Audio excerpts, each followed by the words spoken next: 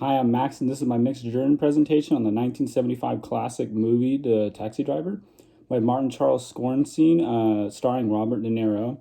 And the theme of this project is that no matter the mental problem you're facing, you should always be allowed to get help without facing stigma and ridicule. So I'm going to start a scene with a main character and a fellow cab driver, and I think this scene catches what the director was really trying to convey with how people with mental problems would handle things, and usually it wasn't in a very good way. So I'm gonna start. I know you and I ain't talked that much, but I figured you've been around a lot, so you could shoot. That's why they call me the Wizard. I got it. It's just that I got things got you down. Yeah, happens to the best of us. Yeah, it's got me real down, real down. I just want to go out and really do something. Taxi life, you mean? Yeah, well, no, it's I don't know. I just want to go out and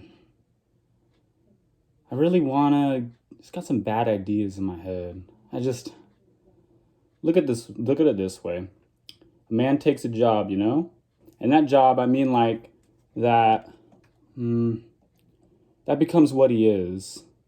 And now I'm going to pause this scene because I wanted to talk about the backstory to this movie. And in writing the script, the director was inspired by someone that actually, an actual person named Arthur Beamer, who shot a presidential candidate in 1972. Pretty bad guy. He's in jail. I believe he's passed away now, but I believe he was in a prison for more than 10 years.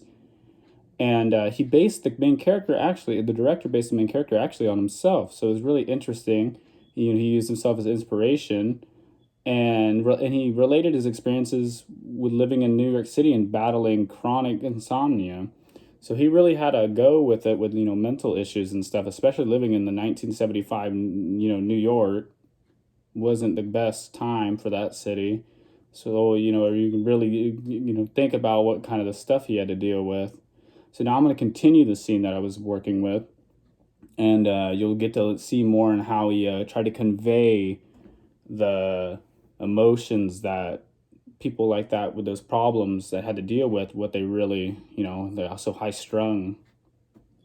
So yeah, now I'm going to continue the scene, and yeah, so we're going to start from where I stopped. You do a thing, and that's what you are. Like, I've been a cabbie for years, 10 years at night. I still don't own my own cab. You know why? Because I don't want to. That must be what I want. To be on the night shift driving somebody else's cab. You understand? I mean, you get a job. You become the job. One guy lives in Brooklyn. The other guy lives in Sutton Place. One guy, you got a lawyer. Another guy's a doctor. Another guy dies. Another one gets well. People are born. I envy your youth. Go on. Get a girl. Go party. Do anything. You got no choice anyway. I mean, we're all screwed. More or less, I don't know. That's the dumbest thing I've ever heard.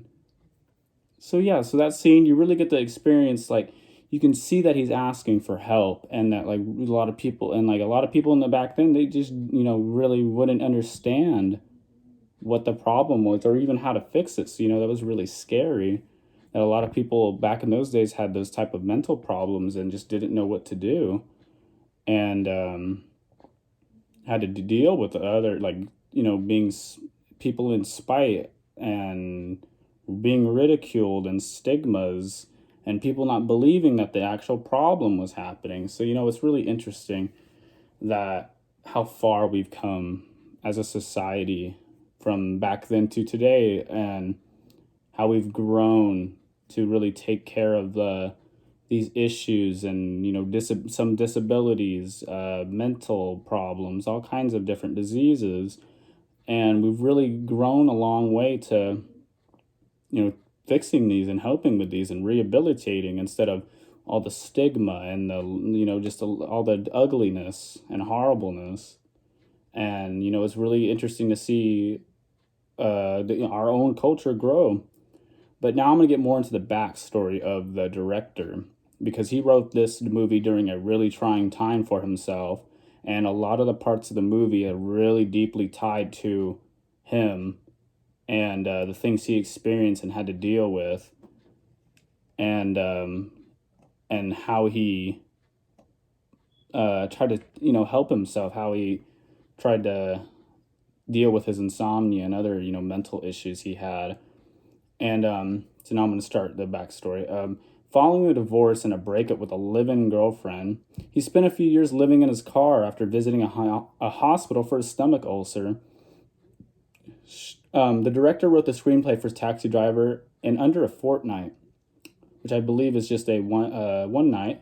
And recalling, this was a quote from him that he recalled: "When I was talking to the nurse, I realized I haven't spoken to anyone in weeks. That was when the metaphor of a taxi occurred to me. That is what I was, this person in an iron box, a coffin, floating around the city, but seemingly alone," the director said. And you can really see he caught the issues and things that taxi drivers have to deal with doing such a lonely profession, and just such a just hard working and soul crushing, seeing, especially during back then, seeing all the horribleness in the city you work and live in, and having to deal with all these people because you're picking them up and driving them around. And the choice to make the main character a Vietnam vet was because of the national trauma during this time of 1975, and it seemed to perfectly blend with the trauma that the director really wanted the main character to show, with being paranoid, psychosis, making everything intense and threatening. And the problems that people have to deal with when they had hope, no hope left to give, because they thought, this is, no one's going to help me, I'm on my own. And they would lead them to do things that people deem horrible. And a lot of those horrible things were caused by all the stigma surrounding mental issues, and people trying to get help. But we've came a long way from the 20th century in how to help people and avoid these problems, and things that can happen if someone isn't able to get the right help from the right person. So I just really think that this movie really opened a lot of people's eyes to the problems that someone can have mentally, and what it can lead to if it isn't really helped and taken care of. So yeah, it's really scary to see, even if it's not real, what happened with someone with mental problems could do if they didn't get any help and went too far. So yeah, thanks for watching. Have a good day.